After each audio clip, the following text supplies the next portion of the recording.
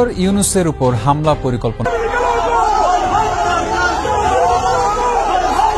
প্রথমেই লন্ডনে ডক্টর মোহাম্মদ ইউনূসের উপর হামলা, এরপর যেন আবারও নিজ দেশে অত্যাচার শিকার হচ্ছেন বাংলাদেশের সাবেক অন্তর্বর্তীকালীন সরকার ডক্টর মোহাম্মদ ইউনূস। কোথাও যেন স্বাভাবিকভাবে নিজের কাজকর্ম করতে পারছেন না এই ডক্টর মোহাম্মদ ইউনূস। সব জায়গাতেই যেন আওয়ামী লীগের কর্মকর্তারা রীতিমতো অত্যাচার জুলুম করেই যাচ্ছে। তবে এত কিছু হবার পরেও কেন চুপ থাকেন ডক্টর মোহাম্মদ ইউনূস? প্রশ্ন অনেক, উত্তর একটি। বর্তমান সময়ে যেরকম অবস্থা বাংলাদেশের, এই অবস্থাতে ডক্টর মোহাম্মদ ইউনূস আর কোনো ঝামেলা বাড়াতে চান না, নয়তোবা উত্তর দিতে জানেন ডক্টর মোহাম্মদ ইউনূস। তবে গেল কয়েকদিন থেকে ডক্টর মোহাম্মদ ইউনূসের লন্ডন সফরকারী বিষয়টাকে কেন্দ্র করেই যেন ঝামেলা সৃষ্টি হচ্ছে নেট দুনিয়ায়। শুধু নেট দুনিয়ায় নয়, বরং সরাসরি ডক্টর মোহাম্মদ ইউনূসের উপর করা হয়েছিল হামলা। তবে কিছু জিজ্ঞাসাবাদ করার পর জানা গিয়েছে যে আওয়ামী লীগের কর্মকর্তারা ডক্টর মোহাম্মদ ইউনূসকে দেশ থেকে ফিরে যাবার কথা বলেছেন, এমনকি দেশ থেকে চলে যাবার মতো হুমকি দিয়েছেন তারা। তাহলে কি এবার থমকে যাবে বাংলাদেশ? চলে যাবে ডক্টর মোহাম্মদ ইউনূস? রয়ে যাবে আওয়ামী লীগের জুলুম অত্যাচার? কি হতে চলেছে পরবর্তী প্রজন্ম?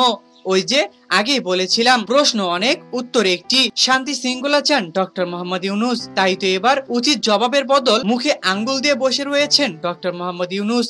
তো দর্শক, এই বাংলাদেশের অন্তর্বর্তীকালীন সরকার ডক্টর মোহাম্মদ ইউনূসের ব্যাপারে আপনাদের ধারণা কি? সে যদি দেশ থেকে চলে যায় তাহলে কি বাংলাদেশ আবারও শান্তি শৃঙ্খলা ভাবে থাকতে পারবে? তা অবশ্যই আমাদেরকে কমেন্ট করে জানাতে একদমই ভুলবেন না। ধন্যবাদ।